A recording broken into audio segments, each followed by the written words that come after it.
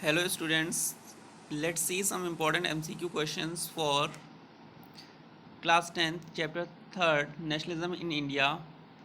ये चैप्टर आपका बेटा सेकंड हो गया है क्योंकि हटा दिया गया है, इसलिए इसे हम चैप्टर सेकंड ही मान के पढ़ेंगे अभी।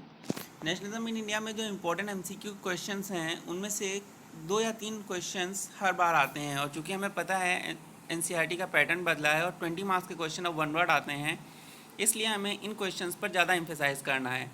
ये क्वेश्चंस ना सिर्फ क्लास 10 बल्कि आगे आने वाले कॉम्पिटिशन्स के लिए भी बहुत इंपॉर्टेंट हैं, इसलिए हम इन्हें देखते हैं ध्यान से। फर्स्ट क्वेश्चन कहता है, why did Gandhi ji organise satyagraha in 1917 in Kheda district of Gujarat. हमें पता है बेटा ये गांधी जी का सेकंड सत्याग्रह था इंडिया में।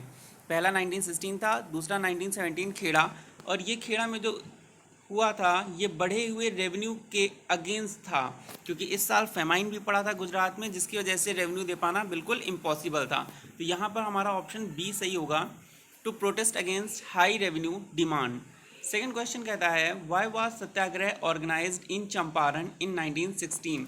ये गांधी जी का पहला सत्याग्रह था और ये इंडिगो प्लांटर्स के लिए था। इंडिगो प्लांटर्स जो थे चंपारण बिहार में, उन्हें अपने लैंड के 3/20 एरिया पर नील का कल्टीवेशन, इंडिगो का कल्टीवेशन करना ही पड़ता था, जिसके अपोज में गांधी जी ने सत्याग्रह ऑर्गेनाइज किया था। प्लांटेशन सिस्टम वही इंडिगो प्लांटेशन सिस्टम के अगेंस्ट में था ये।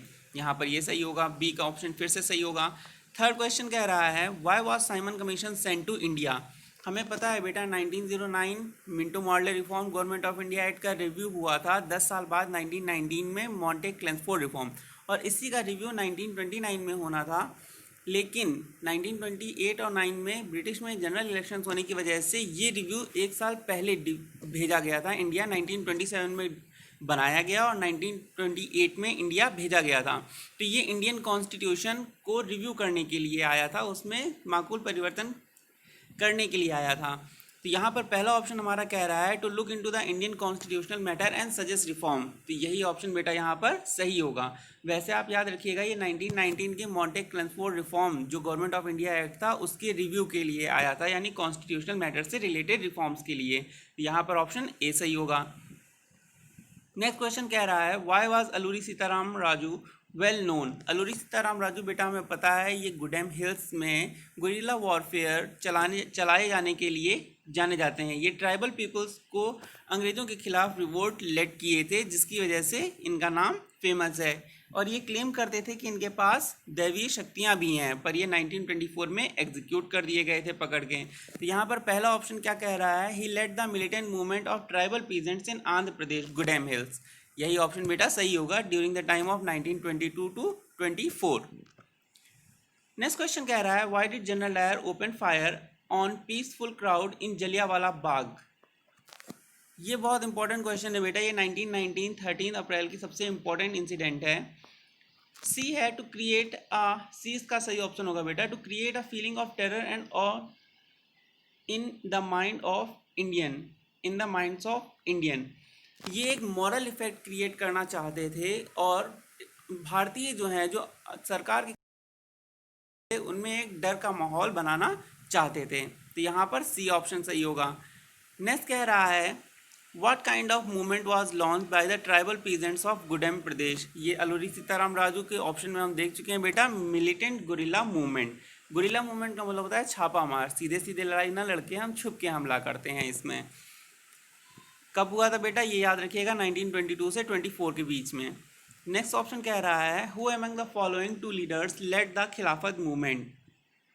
खिलाफत मूवमेंट किन 2 प्रोमिनेंट लीडर्स ने लेड किया था या लीड किया था। तो हमें पता है अली ब्रदर्स थे, जिनके नाम थे मोहम्मद अली और शौकत अली। ऑप्शन ए सही होगा इसका। नेक्स्ट क्वेश्चन कह रहा है, why did Gandhi ji withdraw the non corporation movement. ये क्वेश्चन आया भी हुआ भी है 2011 में। तो हमें पता है नॉन कॉर्पोरेशन मूवमेंट विड्रॉ करने के पीछे 1922 में 5 फरवरी को हुई चौरी चौरा इंसिडेंट सबसे मेन था।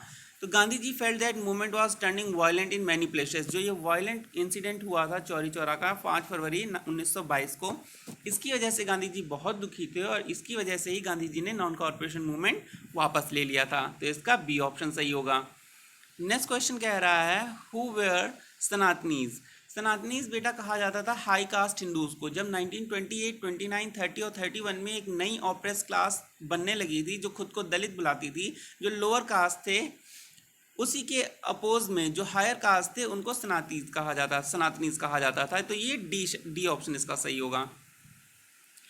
नेक्स्ट है 10th question. The main problem with the Simon commission was that, Simon commission के साथ सबसे बड़ी समस्या क्या थी जिसकी वजह से भारतीय उसका विरोध कर रहे थे? तो हमें पता है उसमें 6 के 6 सदस्य थे और सारे कैसे थे?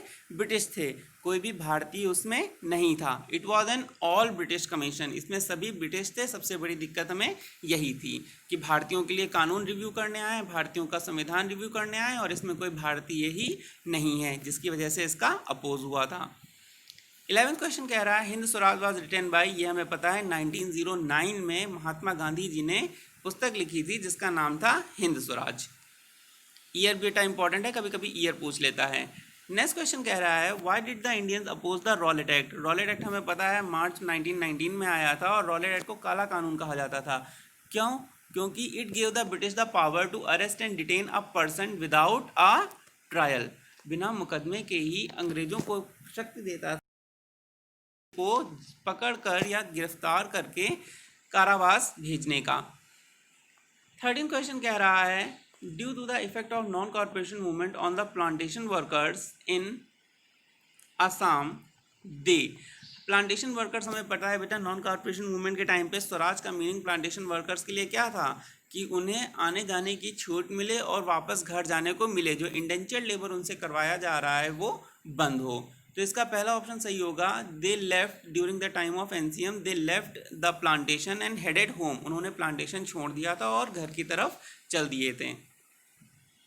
14 क्वेश्चन कह रहा है the resolution of Purna Swaraj, यहाँ पे पूर्ण होगा बेटा PURNA, पूर्ण Swaraj was adopted eight which session. पूर्ण स्वराज हमें पता है बेटा सबसे पहली मांग जो है पूर्ण स्वराज की 1929 लाहौर सेशन में ही की गई थी। लाहौर कांग्रेस सेशन कब हुआ था? 1929 में। प्रेसिडेंट कौन थे इसके? पंडित जवाहरलाल नेहरू जी। यहीं पर सबसे पहले कंप्लीट इंडिपेंडेंस या पूर्ण स्वराज का नारा दिया गया था। 15th है हमारा which one of the following viceroy announced a war offer of dominion status for India in October 1929। ये बेटा क्वेश्चन बहुत डीप वैसा है, छुपा हुआ टाइप का, ये बहुत रेयरली पूछा जाता है लेकिन है बहुत इंपॉर्टेंट बेटा। डोमिनियन स्टेटस का मतलब होता है स्वराज्य, स्वतंत्र करने का, एक तरह से स्वतंत्र करने की घोषणा की गई थी किस वाइसरॉय के द्वारा? अक्टूबर 1929 में। तो बेटा हमें पता है 1929 में इंडिया का वाइसरॉय कौन था? Lord Irwin. और ये कब तक वाइसरॉय रहे थे? 1931 तक वाइसरॉय रहे थे। ठीक है, तो ये चीज़ हमें याद रखनी है। ये क्वेश्चन अगर आपको ये पता है कि 1929-30 में कौन वाइसरॉय था इंडिया का, तो आप इजीली आंसर कर लोगे, क्योंकि 1931 में जो गांधी इरविन पैक्ट हुआ था उससे ही हमें पता चल जाता है कि इरविन, लॉर्ड इरविन ही उस समय वाइसरॉय थे। इसके बाद नेक्स्ट आता है 16 question which of the following was Mahatma Gandhi's novel method of fighting against the British. अंग्रेजों के खिलाफ लड़ने का गांधी जी का सबसे अच्छा तरीका क्या था? He practised open defence of law, peaceful demonstration, satyagraha and non violence. यानी कि जितनी भी नॉन वायलेंस, सत्याग्रह और पीसफुल जैसी चीज़ें हैं, ऑब्वियसली बात है गांधी जी उन्हीं का फेवर करते थे। तो यहाँ पे हमारा 4th ऑप्शन सही होगा। नेक्स्ट है हमारा व्हाट डज सत्याग्रह मीन, सत्याग्रह का क्या मतलब है और निम्नलिखित में से कौन सा ऑप्शन सत्याग्रह को सबसे ज़्यादा जस्टिफाई करता है? तो ऑप्शन बी यहाँ पर सही होगा। क्या कह रहा है? सत्याग्रह डज नॉट इन्फ्लिक्ट पेन, सत्याग्रह में किसी भी तरह का पेन यानी कि किसी की भी प्रकार की हिंसा नहीं की जाती है। It is a non violent method, ये एक अहिंसापूर्ण तरीका है ऑफ फाइटिंग अगेंस्ट ऑपरेशन, दबे कुचले लोगों का ऑपरेशन के खिलाफ फाइट करने का ये एक नॉन वायलेंट तरीका है। ऑपरेशन का मतलब होता है किसी को दबाना या किसी की आवाज़ को कुचलना।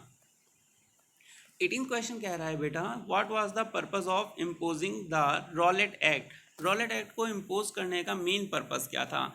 तो रॉलेट एक्ट जो मार्च 1919 में लगाया गया था, इसको इम्पोज करने का मेन तरीका था, ऑप्शन डी यहाँ पर सही है। The Rowlatt Act authorised the government to imprison any person without trial and conviction in a court of law, क्योंकि ये एक तरह का काला कानून था जिसमें किसी भी व्यक्ति को सरकार बिना कारण बताए और बिना अदालत जाने का अधिकार दिए गिरफ्तार कर सकती थी और जेल में बंद कर सकती थी। नेक्स्ट क्वेश्चन है बेटा, where did the brutal Jallianwala Bagh massacre take place. ये 13 अप्रैल 1919 को हुआ एक बहुत ही ख़राब इंसिडेंट था जिसमें जनरल डायर ने अमृतसर के जलियांवाला बाग में कई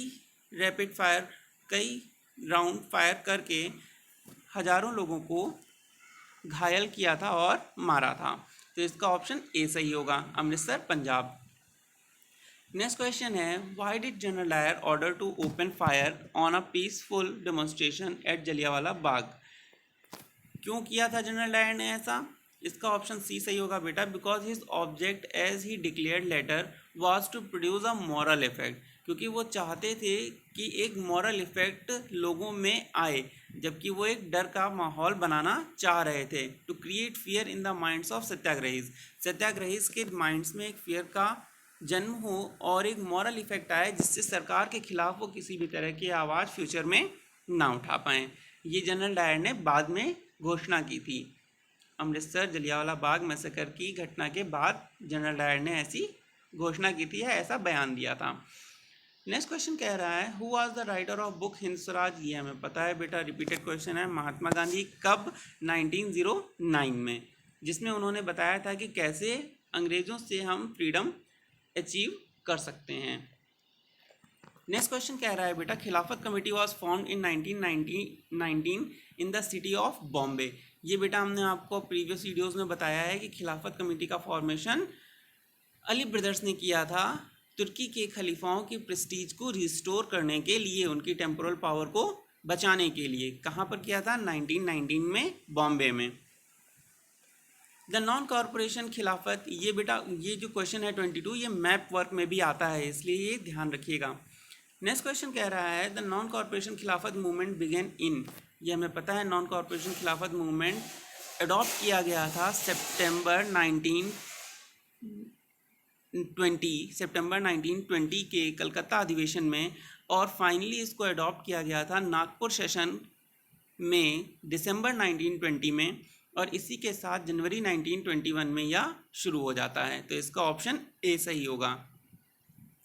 नेक्स्ट क्वेश्चन कह रहा है बेटा, which of the following was the reason for calling off the non corporation movement by Gandhi ji.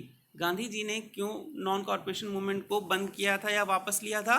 Because of Chauri Chaura incident. कब हुआ था? 5 फरवरी 1922 को गोरखपुर में। ये बेटा मैप वर्क में भी आता है, इसलिए ध्यान रखिएगा। नेक्स्ट क्वेश्चन है, बाबा रामचंद्र असन्यासी was the leader of which of the following movement. Baba Ramchandra और पंडित जवाहरलाल नेहरू में पता है बेटा, इन्होंने अवध किसान सभा का फॉर्मेशन किया था during the time of NCM in 1920। तो हमें पता है बाबा रामचंद्र जो हैं वो फिजी में भी काम किए थे एज ए इंडेंचर लेबर, और इन्होंने पीजेंट मूवमेंट को लेड किया था अवध में। नेक्स्ट है, हु सेटअप द अवध किसान सभा। ये हमने बेटा अभी आपको बताया पिछले क्वेश्चन में, जवाहरलाल नेहरू और बाबा रामचंद्र ने 1920 में during the time of NCM.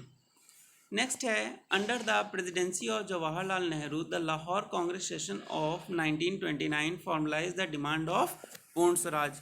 ये बेटा अभी क्वेश्चन आया था, पूर्ण स्वराज का कॉन्सेप्ट कब अडॉप्ट किया गया था? 1929 के लाहौर सेशन में। प्रेसिडेंट कौन था उस सेशन का? पंडित जवाहरलाल नेहरू जी।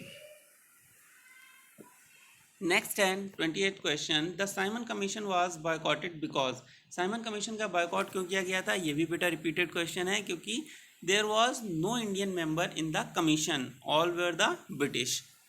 कब आया था साइमन कमीशन इंडिया? 1928 में। लेकिन अगर ट्रिक क्वेश्चन पूछता है कि कब फॉर्म किया गया था, तो आप क्या बताओगे? 1927।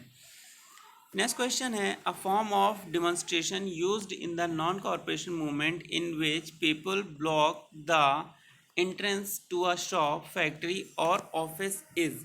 किसी भी फैक्ट्री, शॉप या ऑफिस में कोई भी सामान बिकने ना देना या खरीदने ना देना पिकेटिंग कहलाता है बेटा। तो इसका ऑप्शन सी होगा। बॉयकॉट का मतलब होता है बहिष्कार करना, बेकार का मतलब बिना पैसे के काम कराना, बंद का मतलब होता है बंद कर देना। तो बंद, बॉयकॉट या बेकार नहीं हुआ था, पिकेटिंग हुआ था। पिकेटिंग का मतलब है कोई भी सामान बिकने या खरीदने ना देना, किसी भी फैक्ट्री में काम ना होने देना।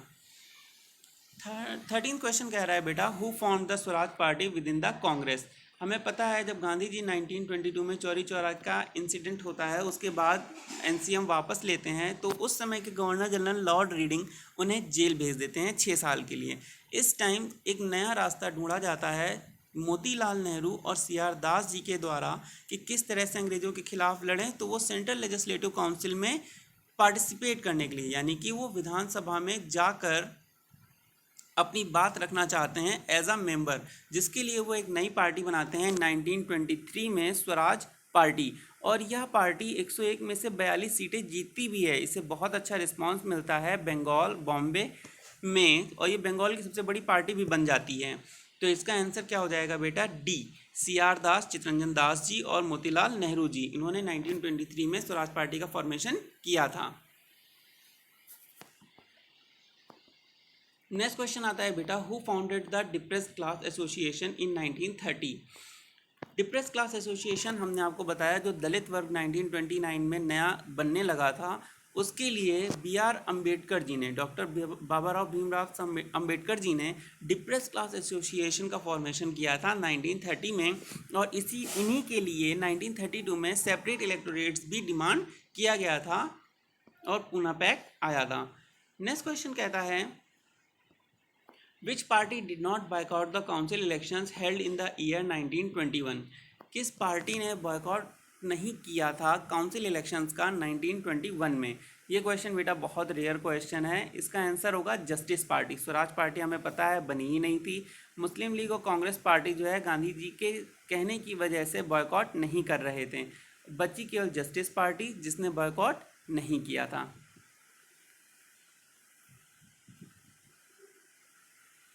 नेक्स्ट क्वेश्चन है, what do you mean by the term begar? हमने अभी आपको बताया बेटा बेगार का मतलब होता है बिना पैसे के काम कराना। तो यहाँ पर सी ऑप्शन सही होगा, labour that villagers were force to contribute without any payment. बिना पेमेंट के जिन विलेजर्स से काम करवाया जा रहा था, ऐसे काम को बेगार कहा गया। नेक्स्ट क्वेश्चन कह रहा है, where did Mahatma Gandhi start his famous salt march on 12 March 1930? हमें पता है बेटा 11 डिमांड जब कैंसिल हो गई थी, जिस 11 डिमांड को जब इग्नोर कर दिया था ब्रिटिशर्स ने 11 मार्च को, तब 12 मार्च को गांधी जी ने सॉल्ट मार्च स्टार्ट किया था अपने साबरमती आश्रम से दांडी तट के लिए। तो स्टार्ट पूछ रहा है हमसे कहाँ से हुआ था, तो साबरमती आश्रम से स्टार्ट हुआ था। 240 मील 240 माइल्स का रास्ता था जिसे 24 दिन में तय किया गया था। अपने 78 फॉलोअर्स के साथ गांधी जी चले थे और 6 अप्रैल को पहुंचकर दांडी तट पे सॉल्ट लॉ ब्रेक किया था और इसी के साथ हमारा सीडीएम स्टार्ट हुआ था। ये बेटा मैप पर में भी आता है क्वेश्चन। नेक्स्ट है 35, which industrialist attacked colonial control over Indian economy and supported the civil disobedience movement? ये इंडस्ट्रियलिस्ट वाला क्वेश्चन बेटा आपको आगे देखने को मिलेगा मेकिंग ऑफ ग्लोबल वर्ल्ड और ग्लोबल इंडस्ट्रियलाइजेशन में। पुरुषोत्तम दास ठाकुर दास, ये वो इंडस्ट्रियलिस्ट थे जिन्होंने colonial control over Indian economy को छोड़कर सपोर्ट किया था सिविल डिसोबीडियंस मूवमेंट को 1930s में। नेक्स्ट है 36 question, who visualised and depicted the image of Bharat Mata through a painting? अब बेटा यहाँ पर कंफ्यूज मत होइएगा, भारत माता का पोर्ट्रेट यानी कि पर्सोनिफिकेशन जो है वो बंकिम चंद्र चट्टोपाध्याय जी ने किया था इन हिज बुक आनंद मद इन 1871, लेकिन इनकी पेंटिंग जो है वो सबसे पहले बनाई थी अवनींद्रनाथ टैगोर जी ने 1905 में। तो इसका ऑप्शन डी सही होगा। ये बेटा आपके मोस्ट इंपॉर्टेंट एमसीक्यूज थे chapter 2 rise of nationalism in India के।